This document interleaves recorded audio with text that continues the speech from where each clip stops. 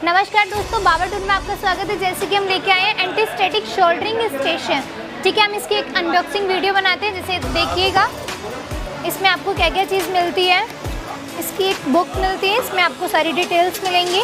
आपको इसमें एक आपका इसका स्टैंड मिलेगा, एक पावर केबल मिलेगी और इसका बिट क्लीन करने के लिए ये फॉर्म मिलता है। एक आपको बिट मिलेगा और हैंडल और शोल्डरिंग स्टेशन है। इसका मॉडल नंबर है T12 Pro। आपको इसको बाय करना है, हमारी वेबसाइट पे जाइए, बाय करिए। इसकी डिटेल वीडियो चाहिए, हमारे YouTube चैनल को सब्सक्राइब करिए एंड देखिए। Thank you sir.